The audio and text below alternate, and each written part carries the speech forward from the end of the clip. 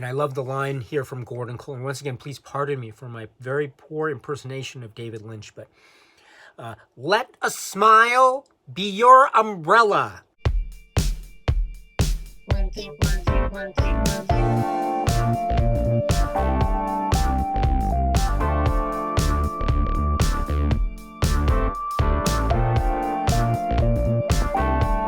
Tokyo, my dear friends, this is Daisuke, and I very much hope that this video finds you well and in very good spirits wherever you are in the world.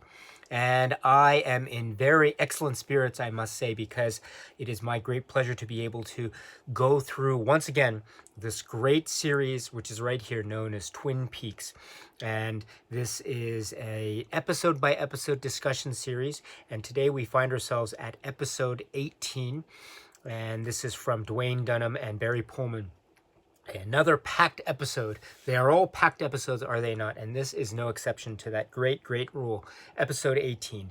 So, as with these discussions, I will talk about the events leading up to and including such episode 18. Nothing too detailed beyond episode 18, although of course we might hint at or maybe make some suggestions as to things we may or may not see in the future going forward. But let us focus our attentions today, my dear friends, up to and including episode 18. And once again, as always, I don't hold myself out to be in any way an expert when it comes to Twin Peaks. I make mistakes, and I know I will continue to make mistakes, though I will do my very best to rectify them and remedy them where possible. But as I say, I am a big fan of Twin Peaks. I have been for a long time, and including now. And so without further ado, let us go to this episode 18. And wow, James is back. James on the motorcycle. If we recall, he left a couple episodes ago, left Donna out there in the woods on the road there, crying, desperately wanting James there. But James, in a type of crisis, leaves Twin Peaks, and we see him on the road. There will be more James stories along the way. We find him meeting a mysterious woman named Evelyn, and Evelyn has a car, and so James seems to be able to show his skills at car repair or automotive repair. So now we have the introduction of this character, Evelyn and James. So what will happen with James? What is going to happen? Is he ever going to return to Twin Peaks? And what of this new character that we meet, this woman, Evelyn? Will there be some kind of furtherance, development, a character arc with regard to her character, how she relates to James, how she might relate to other characters we may or may not meet in the future? Who knows? But anyway, James is back, and James is cool. James has always been cool, and today is no exception to that.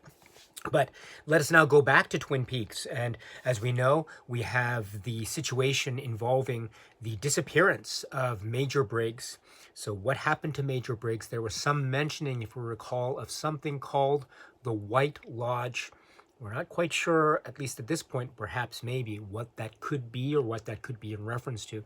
But we do get some information. So first off, we hear from Betty Briggs.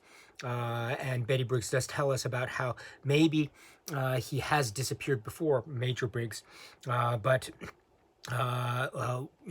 she doesn't seem to be too panicked, although, again, it is still a relatively speaking significant situation, the disappearance of Major Briggs.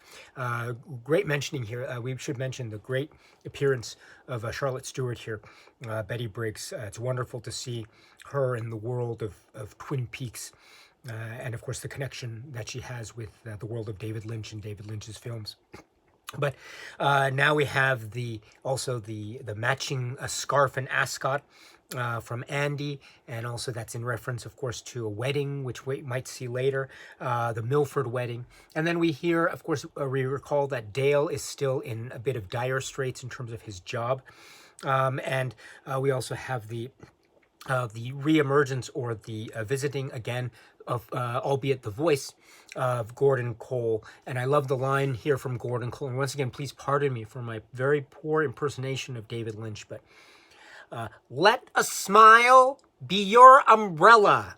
I love that line. It has such a great philosophical weight to it. You know, it's such a great outlook on life.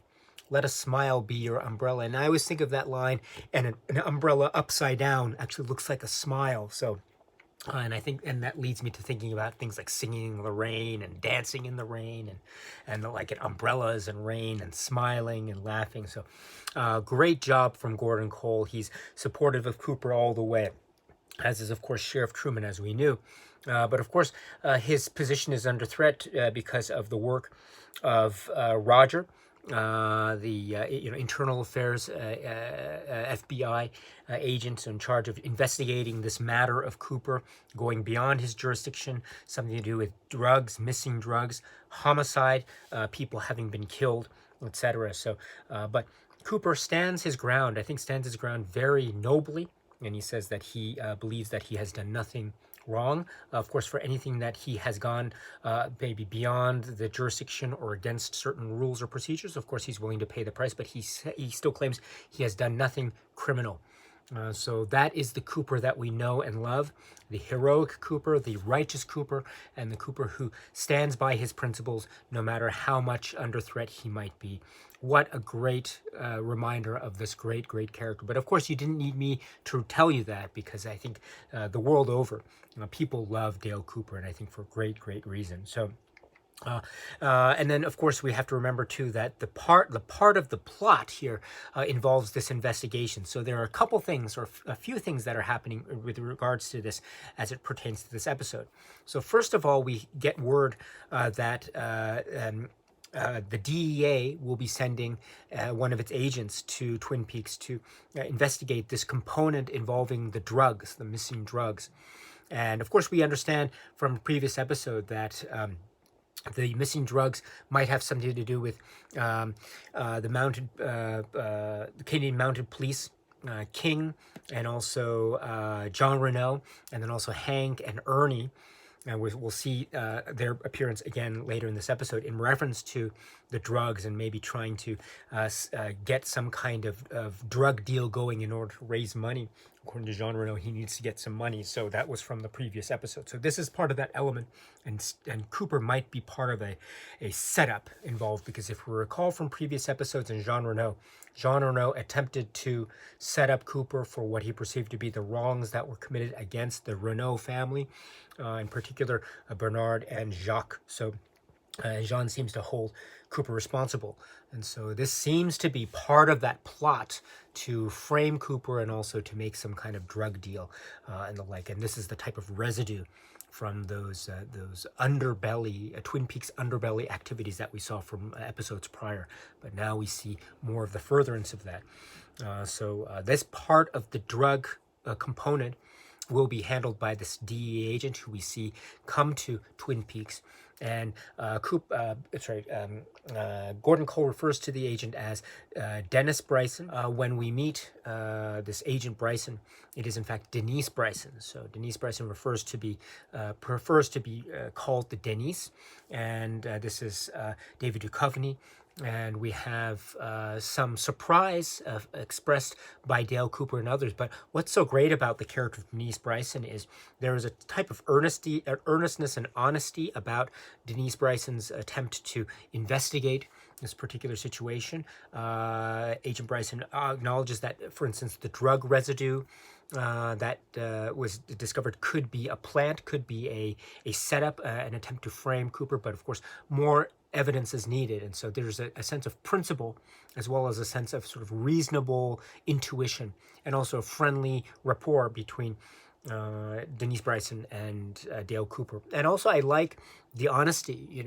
Dale Cooper is very earnestly wondering what were the situations that led, say, Dennis Bryson to want to become Denise Bryson. And so Denise Bryson gives a very honest answer about this, about going undercover in a previous case, and then and then part of the undercover aspect of it meant that Dennis Bryson was wearing women's clothes, and then this was something that felt kind of natural to him, thus leading to the situation that now we have Denise Bryson. And so I like that very honest assessment and an honest type of explanation that Denise Bryson gives, and Denise Bryson is never shying away from this.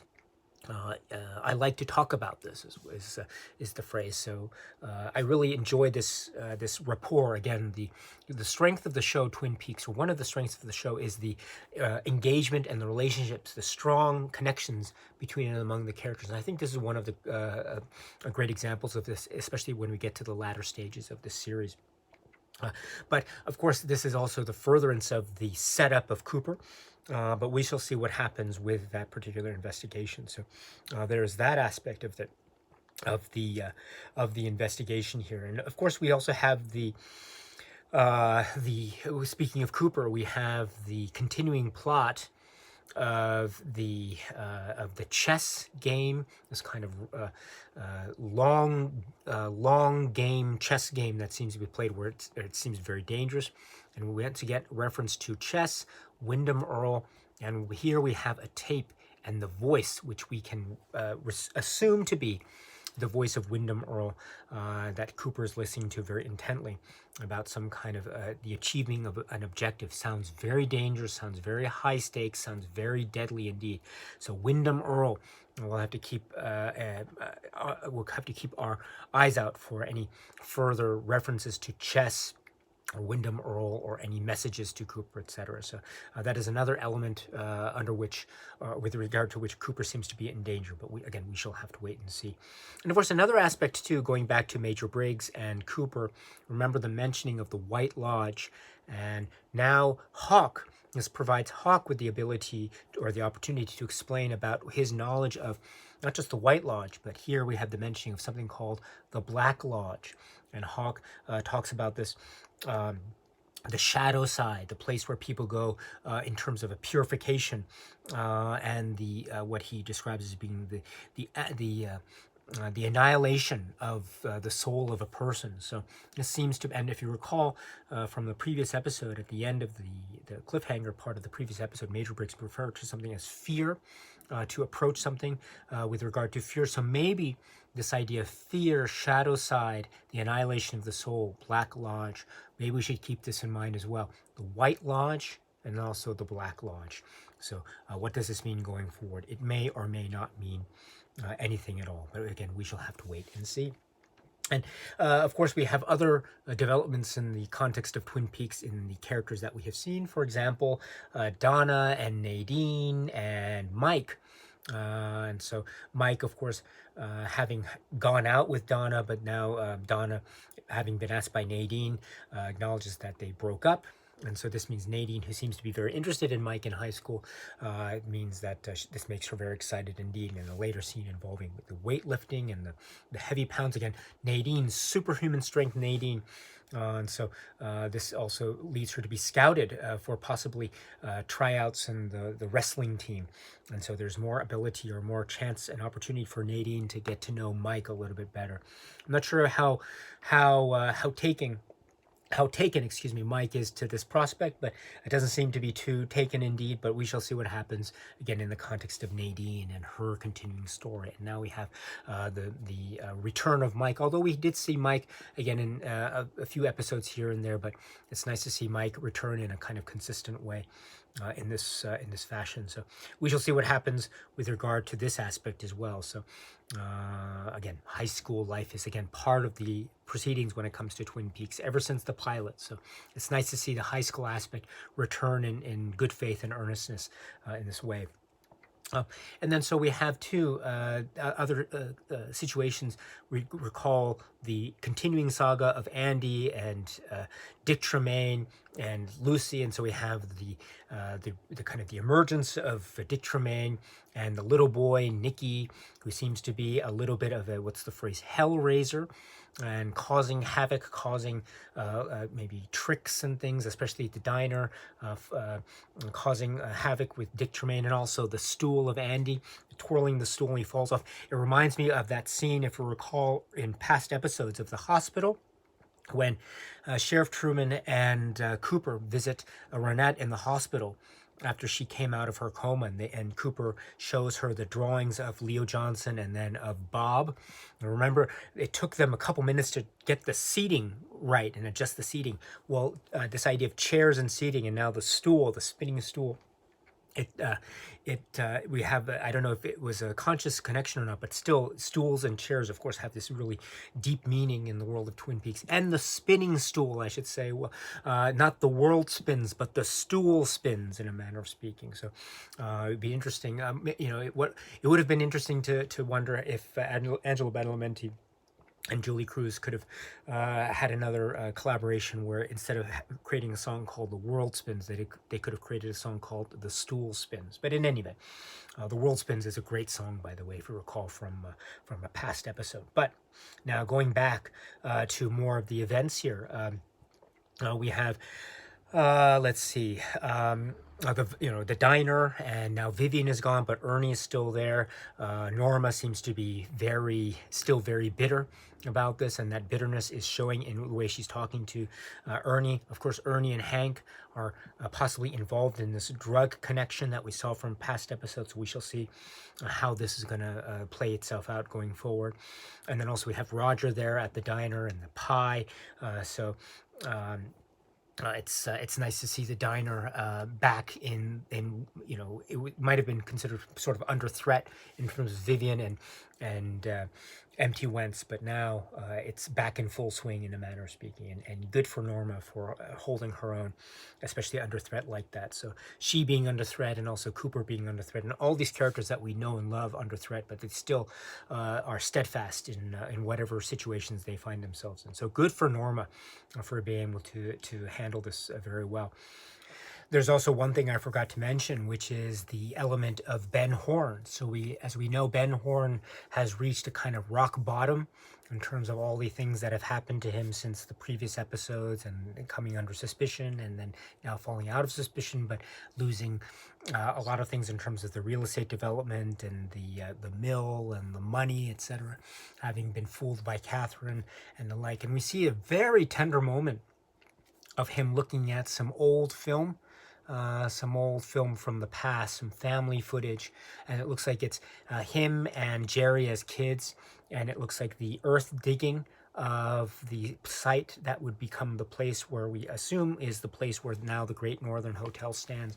And we see a shovel in this black and white footage. It's a really interesting image of the shovel hitting or digging into the earth. I like this image too because it's black and white. So I don't know if it's a gold shovel or a silver shovel or whatever, but it looks pristine, shiny, and clean and new. And so it's interesting to note that because shovels and the imagery of shovels seems to be quite significant, and might be significant in future episodes of Twin Peaks or whatever. Again, may or may not, we shall see. But I love this moment too because it's a real humanizing moment for Ben Horne. If you recall, in my past discussions of Ben Horne, I've acknowledged how he seems to be almost very much two-faced, villainous, slimy, and quite bad. But also he has some genuine, heartfelt moments about him. There is, of course, that very how should I put it? That terrible situation that he found himself at One Eye Jack's when he was in the room alone with Audrey. He didn't know it was Audrey because, Audrey was under the mask, prudence and stuff. But now that was acknowledged to him, and that's of course a very disturbing situation. Of course, all the double dealing and backstabbing and betrayal that he has in terms of his being in cahoots with Leo and Catherine and Josie and Hank, and trying to double cross everyone at once. But then he ends up becoming double crossed. So he has some villainous aspects to him. Don't get me wrong, that's definitely sure. But he also has some charming moments about how he likes to, the sniffing of the bread and the sandwiches and the roasting of marshmallows. And now we have this viewing of the film. This is a real lovely humanizing moment, especially also when Hank comes and is also another attack on Ben's well-being. And so you think that he can't hit any more rock bottom. And whereas it seems that after Hank confronts him like this, he now hits an even lower bottom than before. And so that makes him, I think, even more vulnerable. And especially when we've just seen this very touching and moving footage, which also has a reprise of sorts at the end with the credits, and also the lovely rendition of the theme song of Twin Peaks, with a light touch to maybe a keyboard type of melody, which is really lovely indeed.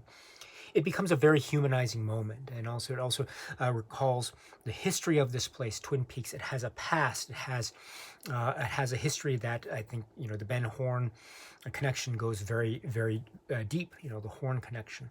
Also, we should keep in mind too that maybe over the course of Twin Peaks, we might have heard it before, but we might also have other opportunities to get some backstory, to get some feeling of the past, and seeing how the past might have something to do with our current present.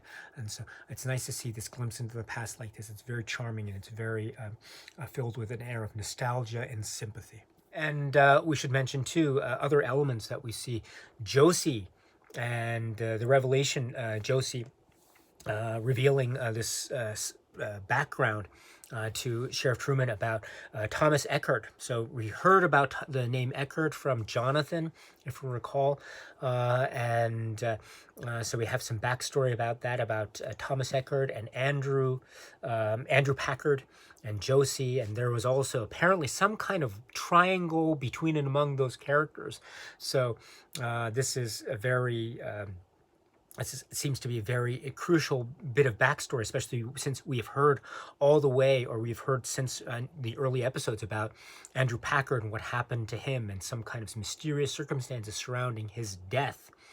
But we shall see if and how Andrew Packard has any significance when we talk about some events later in this episode, of course.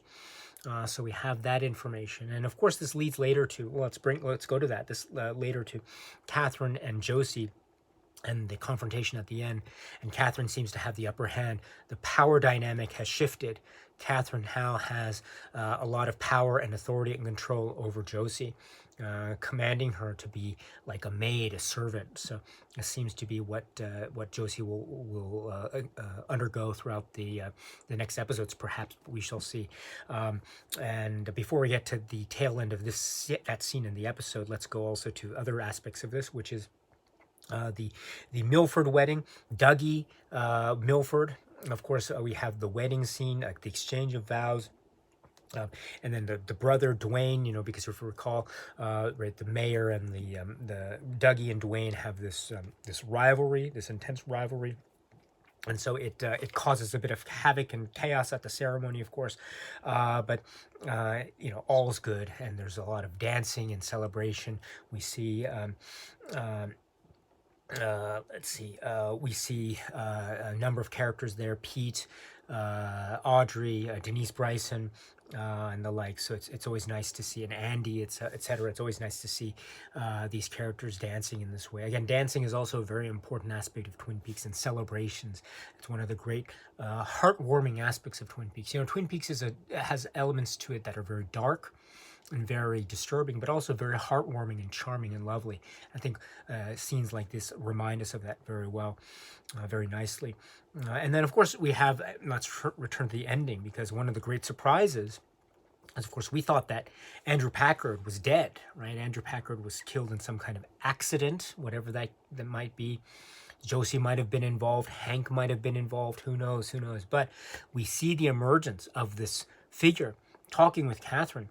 And this figure identifies himself none other than Andrew Packard. So Andrew Packard and Catherine seem to be in cahoots, trying to maybe get at Josie or use Josie to get at Eckert or something. Because if we recall, there seems to be some kind of rivalry of some sort between Andrew Packard and Thomas Eckert. So we shall see. In any event, the return or the emergence of Andrew Packard, we'd heard about Andrew Packard's death, even from the early episodes. Again, Sheriff Truman had said to Cooper, Andrew Packard died a year and a half ago, or something to that effect. But now Andrew Packard is here. Of course, the actor who portrays Andrew Packard here, Dan O'Hurley, very famous, and there are many connections in terms of family connections. Gavin O'Hurley, his son, portrays the Mountie officer, Preston King.